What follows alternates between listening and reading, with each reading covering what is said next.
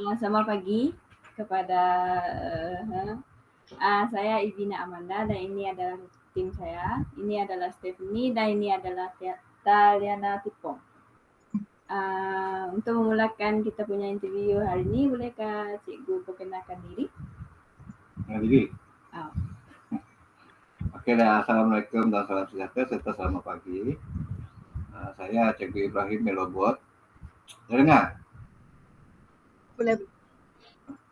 Saya Cikgu Ibrahim Melobot, guru besar SKS Melapin, Semenjan, di bawah naungan PPD Pejabat Pendidikan Daerah Semenjan. Jadi Cik Amanda ni minta tolong saya ditemu ramah oleh beliau. Okay. So kita teruskan. Okey. Untuk meneruskan kita punya interview pada pagi ini, cikgu, saya ada soalan. Iaitu apakah cabaran terbesar yang anda hadapi dalam operasi harian anda, contoh dalam sekolah? Sekali lagi. Apakah cabaran terbesar yang anda hadapi dalam operasi harian anda?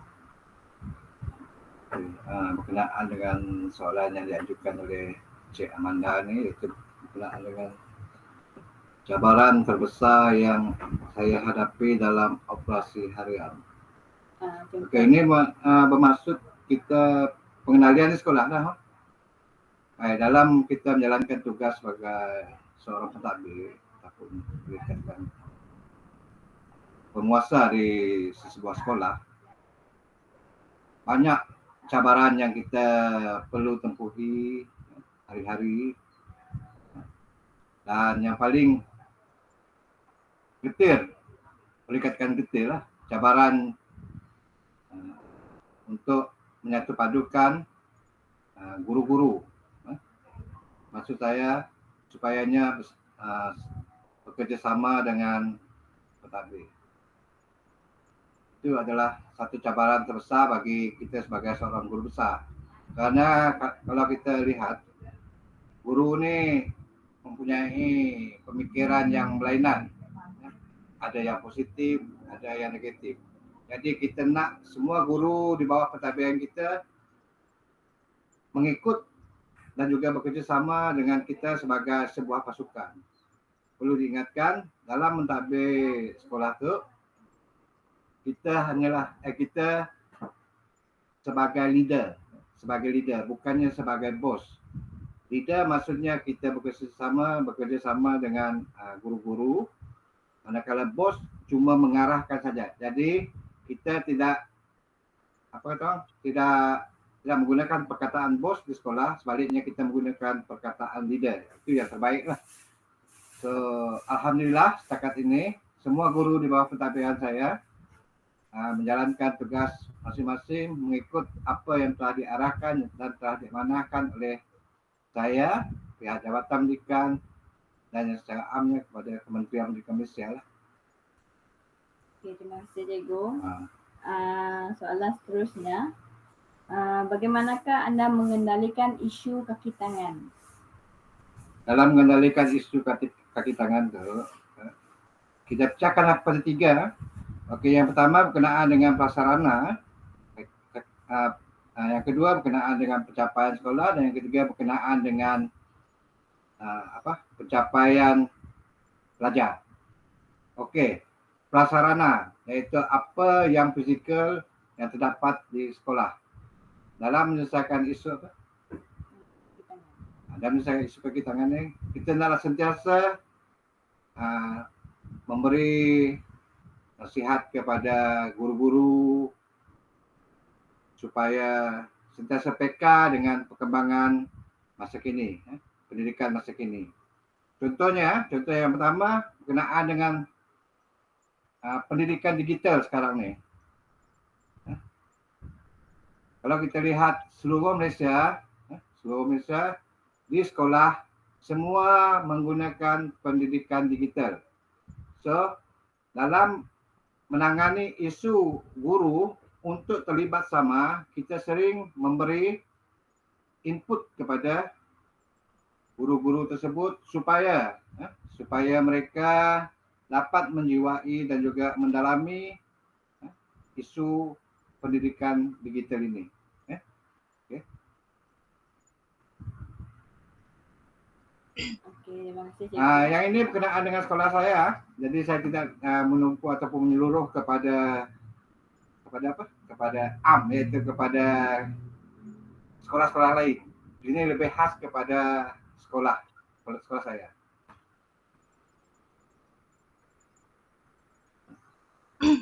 Oke, seterusnya saya akan menanyakan soalan. Cikgu, bagaimanakah cara Cikgu untuk mengendalikan isu dan cabaran tersebut? Apa? Bagaimanakah cara Cikgu mengendalikan isu dan cabaran tersebut?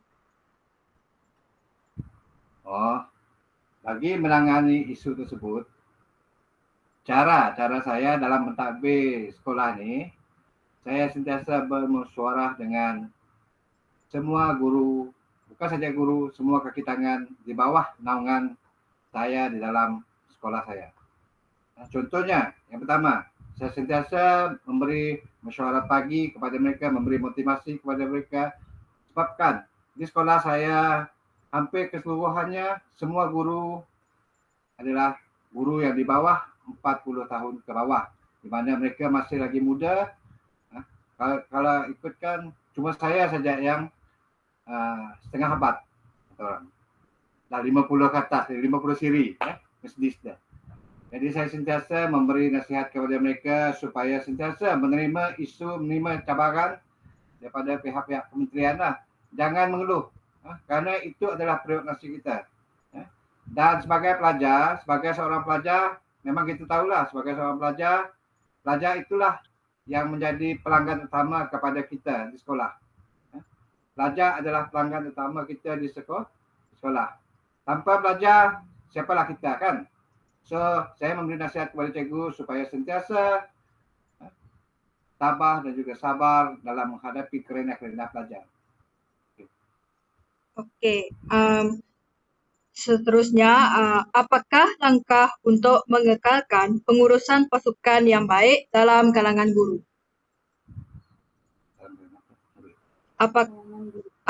Okey, dalam mengekalkan hubungan baik dengan kalangan guru, itulah seperti saya katakan tadi, kita sebagai seorang guru kita haruslah menjadi leader.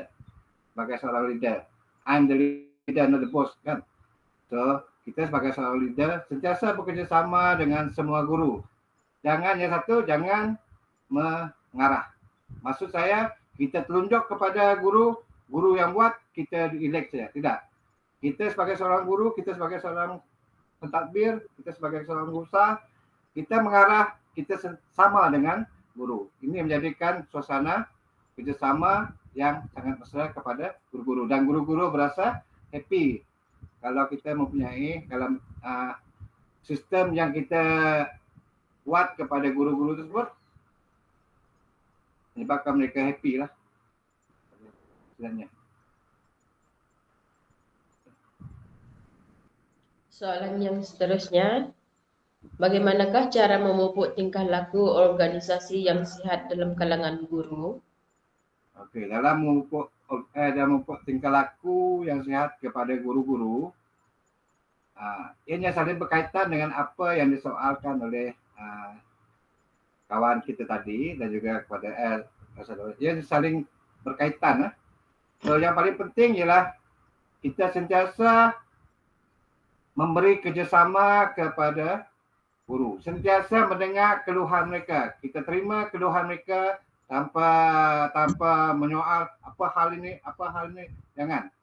Kita sentiasa menerima keluhan mereka, sentiasa menerima pandangan mereka.